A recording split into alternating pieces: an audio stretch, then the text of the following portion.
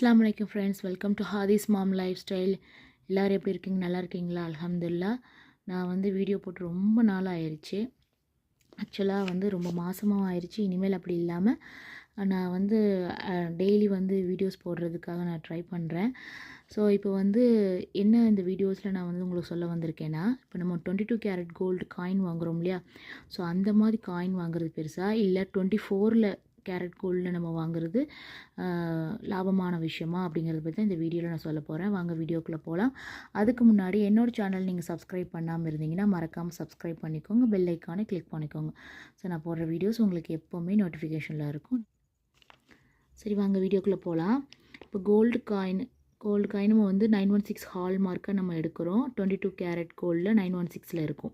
So இந்த மாதிரி gold coin தங்க காசுலாம் எப்படி இருக்குன்னா, நம்ம காயினோட இப்போ உள்ள ரேட்டை பார்த்தீங்கன்னா 6500 ருபீஸ் இருக்குது. 916 ஹால் மார்க்கு 22 கேரட் கோல்டு.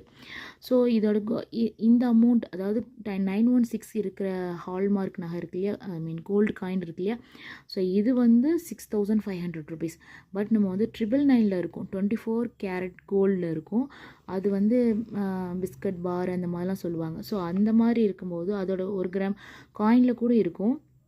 அந்த மாதிரி இருந்துச்சுன்னா அதோட ரேட் இப்போ நமக்கு இப்போ இருக்கிற கரண்ட் சுச்சுவேஷனில் எவ்வளோ இருக்குன்னா 7140 ருபீஸ் இருக்குது. ஸோ இது 1 கிராமோட ரேட்டு 999 இருக்கக்கூடிய 24 கேரட்டில் இருக்கக்கூடிய கோல்டு ரேட்டோட இப்போ இருக்கக்கூடிய கரண்ட் ரேட்டு. ஸோ இதை நம்ம எப்படி வாங்கணுன்னா, இப்போ கோல்டு காயினாக 916 வாங்குகிறோம், இல்லைன்னா 999 வாங்குகிறோம். இதில் எது பெஸ்ட்டான ஒரு சாய்ஸ்ன்னு இப்போ பார்த்தீங்கன்னா, அதைத்தான் நான் இந்த வீடியோவில் நான் அடுத்தடுத்து சொல்ல போகிறேன். வாங்க ஃபஸ்ட்டு ஃபார் எக்ஸாம்பிள், இப்போ நம்ம ஒரு காயினை கொடுத்து, அது எந்த காயினை 916 ஹால் மார்க்கை கொடுத்தாலும் சரி, காயினாக கொடுத்தாலும் சரி, இல்லைன்னா 24 கேரட் கோல்டு காயினை கொடுத்தாலும் சரி, நம்ம ஒரு நகை வாங்க போகிறோம் அப்படின்னா ஒரு 10 கிராமுக்கு மட்டும் நான் உங்களுக்கு சொல்லியிருக்கேன். 10 கிராமுக்கு மட்டும் ஒரு கால்குலேஷனுக்காக நான் எடுத்திருக்கேன். ஸோ அது ஒரு கோல்டு காயின் நம்ம கொடுக்குறோம். நம்ம பத்திரமா சேர்த்து வச்ச அமௌண்ட் வாங்கின காயினை எடுத்து நம்ம ஒரு நகை வாங்க போகிறோம் 10 கிராமுக்கு. ஸோ 10 கிராமுக்கு இப்போ இருக்கக்கூடிய அமௌண்ட்டு பார்த்தீங்கன்னா 6500 ருபீஸ். ஸோ 10 கிராம்ஸ்க்கு கோல்டு காயின் எப்படி இருக்குன்னா 916ல் 65000 வரும். அதாவது இது வெறும் அந்த கோல்டோட ரேட்டு மட்டும், அந்த ஜுவல்ஸோட ரேட்டு மட்டும் 1.25 பவுனுக்கான ரேட்டு 65,000 கொடுத்துருக்கேன். இதே அதோட வேஸ்டேஜ் ப்ளஸ் ஜிஎஸ்டி எவ்வளோ இருக்குன்னு பார்க்கலாமா? ஸோ இதோட வேஸ்டேஜ் பார்த்தீங்கன்னா 12% போட்டிருக்கேன். நம்ம தான் இப்போ நம்ம அதிகமாக வேஸ்டேஜை கவனிக்கிறதே கிடையாது. ஒரு நகை கடைக்கு போனோம்னா நகை நல்லா இருக்குது, நல்ல பார்வையாக இருக்குதா, நல்ல மாடர்னாக இருக்குதா, யூனிக்காக இருக்குது, அப்படி தான் நம்ம பார்த்து எடுக்கிறோம். ஸோ நமக்கு எந்த அளவுக்கு அது மாடர்னாக நல்லா ஃபேன்சியாக இருக்குதோ அந்தளவுக்கு அதுக்கு ஒர்க் இருக்கும். ஸோ அதுக்காகவும் வேஸ்டேஜ் ஜாஸ்தியாக இருக்கும். ஸோ நம்ம வேஸ்டேஜை நம்ம பார்க்குறதே கிடையாது. அதனால டக்குன்னு ஒரு நகையை பார்க்குறோம், பிடிச்சிருச்சு. ஸோ அதுக்கு அமௌண்ட்டுக்குள்ளே தான் நம்ம பார்ப்போம். எடுத்த உடனே அதுக்கப்புறம் தான் நம்ம வேஸ்டேஜையே கேட்போம். ஸோ அவங்க வேஸ்டேஜுங்கும் போது எடுத்தெடுப்புலேயே ரொம்ப ஜாஸ்தியாக தான் சொல்லுவாங்க. 14%, 16%, 18% சொல்லுவாங்க. ஸோ அதுக்கப்புறம் நம்ம கொஞ்சம் பார்கெட் பண்ணி ஒரு 2% கம்மி பண்ணுங்கள், லெஸ் பண்ணுங்கள் அப்படின்லாம் சொல்லி கேட்டு நம்ம எப்படியோ லெஸ் பண்ணுவோன்னு வச்சுக்கோங்களேன். அதை நம்ம ஒரு சாமர்த்தியமான ஒரு விஷயம்னு நினைக்கிறோம். ஸோ அதெல்லாம் சாமர்த்தியம் கிடையாது. ஆக்சுவலாக அந்த அவங்க சில ஷாப்பில் அவங்களே செய்வாங்க. அவங்களே உற்பத்தி பண்ணி நகைகளை உற்பத்தி பண்ணி செஞ்சு விற்கக்கூடியவங்களா இருப்பாங்க. சில வெளியிலேருந்து ஆர்டர் பண்ணி விற்கக்கூடியவங்களாக இருப்பாங்க. ஸோ வெளியில் நம்ம வாங்க போகும்போது அது ஒரு 66% தான் இருக்கும். பட் அது அப்படியே ஒரு ஷாப்புக்கு ஷோரூமுக்கு வருதுன்னா அப்படியே டபுள் ஆயிரும். ஏன்னா அவங்க அந்த மெயின்டெனன்ஸ் அது இதுன்னு எல்லாத்துக்கும் சேர்த்து தான் அந்த வேஸ்டேஜை ஜாஸ்தி பண்ணி அவங்க போடுறது. ஸோ இதை நம்ம கவனிக்கிறதே கிடையாது.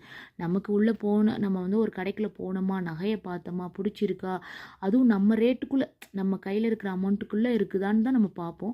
பட் அதுக்கப்புறம் தான் நம்ம வேஸ்டேஜே பார்ப்போம். வேஸ்டேஜுங்கும்போது ரொம்ப ஜாஸ்தியாகும்போது வேறு வழி இல்லாமல் நம்ம கொடுத்துட்டு வந்துடுறோம். அந்த மாதிரி தப்பை நம்ம எப்போவுமே இனிமேல் பண்ண வேணாம், பண்ணவும் கூடாது. முடிஞ்ச மட்டும் நம்மளோட ஒவ்வொரு நகைக்கும் ஒவ்வொரு விதமான வேஸ்டேஜ் இருக்குது. இப்போ கேரளா டைப்புக்கெலாம் 8% 8%லேருந்து 10% இருக்கும். பாம்பே லாஃபா மாடலுக்குலாம் வந்து அப்படி தான் இருக்கும். 8%லேருந்து 10% இருக்கும். காசு மாலை, மாங்காய் மாலை இந்த மாதிரிக்கெலாம் வந்து வேஸ்டேஜ் வந்து கொஞ்சம் கம்மியாகவே இருக்கும். ஆனால் எப்போவுமே அது வந்து எவர்க்ரீன் மாடல். இப்போ நம்மளும் நம்ம வயசுலேயும் போட்டுக்கலாம். நமக்கு அப்புறம் நம்ம குழந்தைகள் வந்தாலும் அவங்களுக்கும் அதே வந்து அந்த நகை வந்து மாடலாக இருக்கும், நல்லாவும் இருக்கும். சும்மா நம்ம ஃபேன்சியாக எடுக்கிறோம்னு சொல்லிட்டு அது இன்னும் ஒரு 10 வருஷம் 15 வருஷம் கழித்து போகும்போது நம்ம குழந்தைங்களுக்கு அது வந்து கொஞ்சம் ஓல்டு மாடல் மாதிரி தெரியும். ஸோ ஓல்டு மாடல்னே மறுபடியும் அதை மாற்ற சொல்லுவாங்க. இப்போவே நம்ம வந்து ஒரு 16% கொடுக்குறோம், 18% கொடுத்து வேஸ்டேஜ் எடுக்கிறோன்னா ஆக்சுவலாக அப்போ வந்து நம்ம வேஸ்டேஜ் மீறி நம்ம எடுத்திருப்போம். ஏன்னா அதோட ரேட் ஜாஸ்தி ஆயிரும். அதாவது கோல்டு ரேட்டு வந்து ஜாஸ்தியாக தான் இருக்கும். பட் அந்த ரேட்டுக்கு ஜாஸ்தியாகவே மறுபடியும் அந்த நகையை கொடுத்து மாற்றும் போது அப்போ அதுக்கான வேஸ்டேஜை நம்ம நினச்சே பார்க்க முடியாத அளவுக்கு கொடுக்க வேண்டியது வரும். ஸோ அந்த மாதிரி எப்போவுமே நீங்கள் வந்து நகை எடுக்க பழகாதீங்க.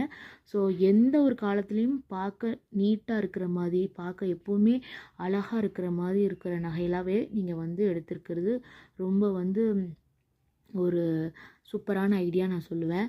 ஸோ இப்போ வந்து வேஸ்டேஜ் வந்து 12% நான் வந்து கொடுத்துருக்கேன்.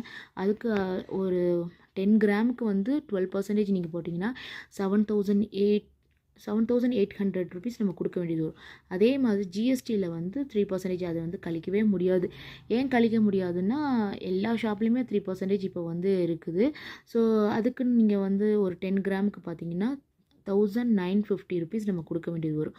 ஸோ டோட்டலாக பார்த்தீங்கன்னா 9,750 ருபீஸ் நம்ம வந்து அந்த அமௌண்ட் எடுத்து வைக்கணும். இப்போ நம்ம காயினாகவே கொடுத்துருந்தாலும் 916 ஹால்மார்க்கு கோல்டு காயினை இப்போ ஒரு 10 காயின் நம்ம வந்து கொடுத்து நகையாக வாங்குகிறோம். ஸோ நகையாக வாங்கினாலும் நம்ம கொடுக்க வேண்டிய வேஸ்டேஜ் ப்ளஸ் ஜிஎஸ்டி எவ்வளோ வருதுன்னா கிட்டத்தட்ட வந்து ஒரு 10,000க்குள்ளே அப்ராக்சிமேட்டாக நம்ம கொடுக்க வேண்டியது வருது இல்லையா?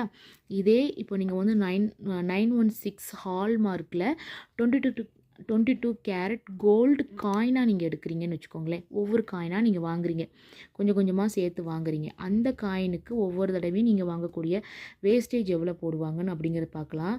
ஸோ சில இடத்துல வந்து 1.5% போடுவாங்க, சில இதில் வந்து 2% போடுறாங்க. ஸோ வந்து நான் ஒரு கிராமுக்கு வந்து 2%ன்னு போட்டு அந்த காயினுக்கு எவ்வளோ வரும்னு பார்த்தீங்கன்னா 130 ருபீஸ் வரும். அதே ஜிஎஸ்டி 3% போட்டிங்கன்னா 195 ருபீஸ் வரும். ஸோ டோட்டலாக பார்த்திங்கன்னா 325 ருபீஸ் நம்ம வந்து இந்த ஒரு கிராமுக்கான வேஸ்டேஜ் ப்ளஸ் ஜிஎஸ்டி அமௌண்ட்டாக நம்ம கொடுக்குற மாதிரி இருக்கும். எக்ஸ்ட்ராவாக இந்த அமௌண்ட் மட்டும்தான் உங்களுக்கு எக்ஸ்ட்ராவாக இருக்கும். ஸோ இது இப்போ வந்து ஒவ்வொரு தடவையும் நம்ம வந்து காயினாக வாங்கும்போது இவ்வளோ அமௌண்ட் கொடுத்து வாங்கிறோம். ஸோ இது வந்து காயினுக்கு வந்து ரேட்டு வந்து ஒவ்வொரு தடவையும் ஒரு கிராமோட ரேட்டு ஜாஸ்தி ஆக இதோட ரேட்டும் ஜாஸ்தி ஆகிட்டே இருக்கும். ஸோ இப்போ நம்ம வந்து ஒரு 10 காயின் சேர்த்து வச்சிட்டோம், 10 கிராம் சேர்த்து வச்சிட்டோம். அதை கொடுத்து நம்ம வந்து கோல்டாக வாங்கும்போது நம்ம 10,000 ரூபாய்க்கிட்ட இப்போ இருக்கிற சுச்சுவேஷனுக்கு இப்போ இருக்கிற கரண்ட் ரேட்டுக்கு வந்து ஒரு 10,000 ரூபா நம்ம கொடுத்து வாங்குற மாதிரி இருக்குன்னு வச்சுக்கோங்களேன். இதுவே நீங்கள் வந்து 999 24 கேரட் கோல்டாகவே நீங்கள் சேர்த்து வச்சுருக்கீங்க, பிஸ்கட்டா பாரா அந்த மாதிரி பியூர் கோல்டாக நீங்கள் வந்து காயினாக வாங்கி வச்சுருக்கீங்கன்னா அந்த பியூர் கோல்டுக்கான ரேட் எவ்வளோ வரும், அதுக்கான வேஸ்டேஜ், அதுக்கான ஜிஎஸ்டி எப்படி இருக்குன்னு பாருங்கள். ஸோ நீங்கள் வந்து அதை வந்து 999 24 கேரட் கோல்டு காயினாக நீங்கள் வாங்குறீங்க, அதுக்கான ஒரு அதுக்கு வேஸ்டேஜ் கொடுப்பாங்களான்னு எனக்கு தெரியல. பட் சில இடத்துல வேஸ்டேஜ் இருந்துச்சுன்னா இவ்வளோ அமௌண்ட்டு தான் வரும். வேஸ்டேஜ் இல்லாமல் ஜிஎஸ்டி மட்டும் இருக்குன்னா அதுலேருந்து லெஸ் பண்ணிக்கோங்க. ஸோ ஒரு கிராமுக்கு வந்து 7,140 ருபீஸ் இருக்குது. ஸோ இதில் வந்து 2% வேஸ்டேஜின்னு அப்படின்னு சொல்லிட்டு நம்ம வந்து கழித்தாலும் எவ்வளோ வரும்னா 142 ருபீஸ் 80 பைசா வரும்.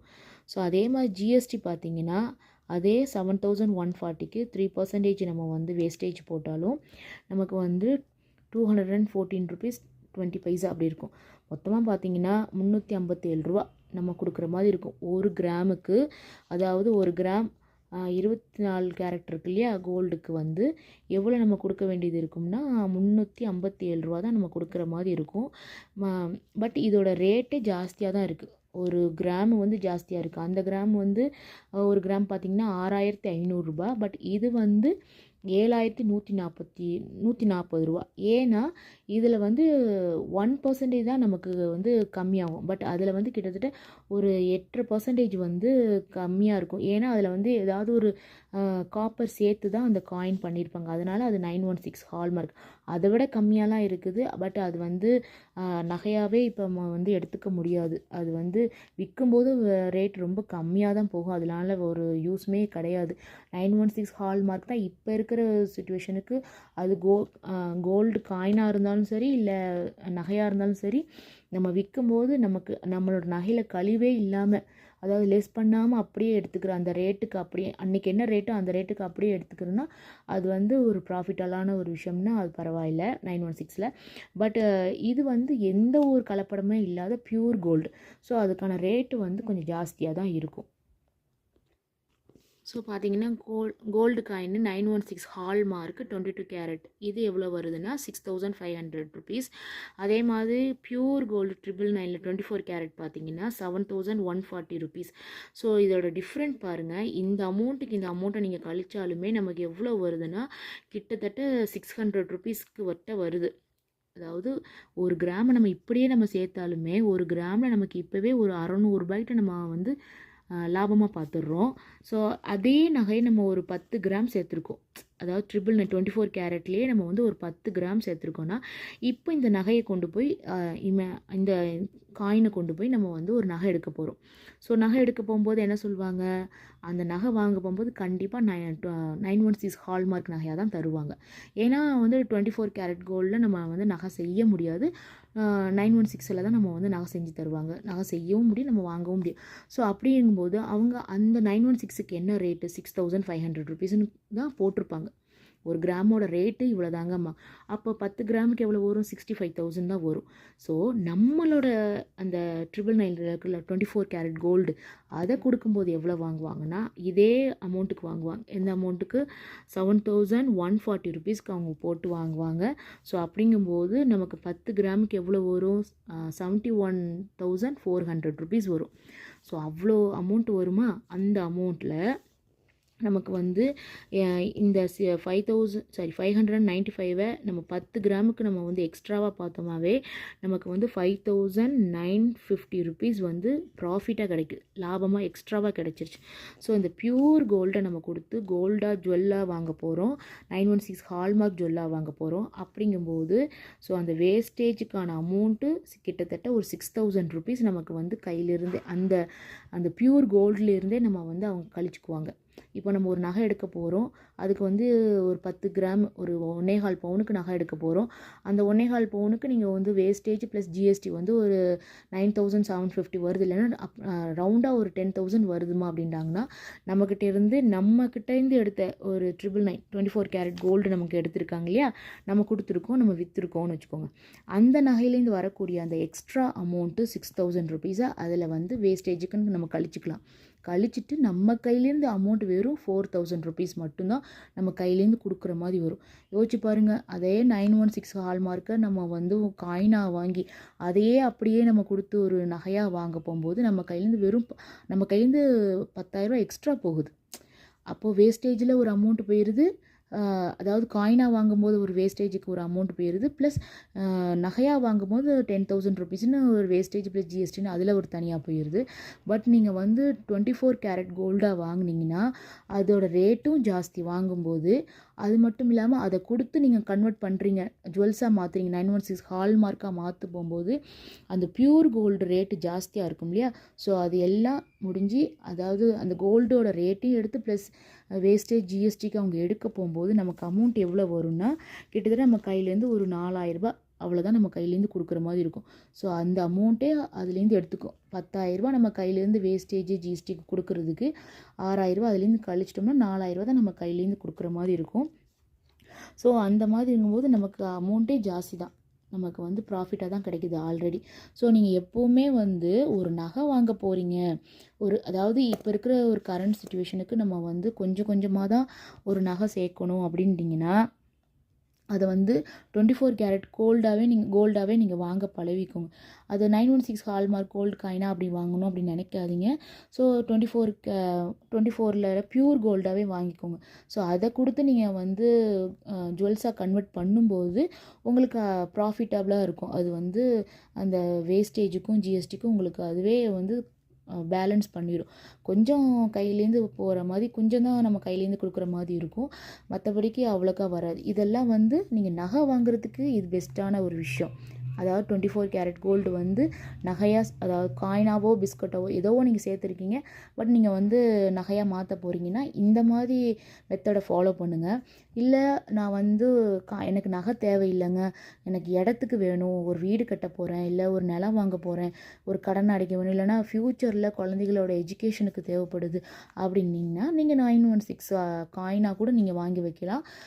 அது வந்து இன்னொரு 10 வருஷம் 5 வருஷம் கழிச்சுங்கும்போது நீங்கள் வேஸ்டேஜ் ரொம்ப கம்மியாக தான் கொடுத்துருப்பீங்க காயினுக்கு பொறுத்த வரைக்கும். அப்படிங்கும்போது அது 2 மடங்காக இல்லை 3 மடங்காகவே அது லாபமாக வந்துடும். பட் அப்போவே நீங்கள் வந்து 24 கேரட்லேயே நீங்கள் சேர்த்து வச்சிட்டிங்கன்னா அது இதை விட ஒரு ட்ரிபிள் மடங்கு உங்களுக்கு வந்து அதிகமான ப்ராஃபிட்டை கொடுக்கும்.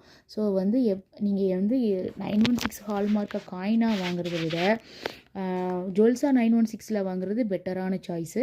அதே நீங்கள் காயினாக தான் வாங்கணும் அப்படின்னிங்கன்னா நீங்கள் 24 கேரட்டில் வாங்குறது தான் பெட்டரான சாய்ஸ். ஸோ இது வந்து உங்களுக்கு யூஸ்ஃபுல்லாக இருக்கும்னு நினைக்கிறேன். இந்த வீடியோ உங்களுக்கு யூஸ்ஃபுல்லாக இருந்துச்சுன்னா, இந்த மெத்தடு வந்து சூப்பரான மெத்தடு அப்படின்னு உங்களுக்கு தோணுச்சுன்னா கண்டிப்பாக கமெண்ட் செக்ஷனில் கமெண்ட் பண்ணுங்கள். மறக்காமல் என்னோடய சேனல் நீங்கள் வந்து சப்ஸ்கிரைப் பண்ணாமல் இருந்தீங்கன்னா கண்டிப்பாக சப்ஸ்கிரைப் பண்ணிக்கோங்க. உங்கள் ஃப்ரெண்ட்ஸ்க்கும் ரிலேட்டிவ்ஸ்க்கும் என்னோடய வீடியோஸை ஷேர் பண்ணுங்கள். இன்னொரு வீடியோவில் உங்களை கண்டிப்பாக வந்து உங்களை வந்து நல்ல யூஸ்ஃபுல்லான வீடியோவில் உங்களை சந்திக்கிறேன். அஸ்ஸலாமு அலைக்கும்.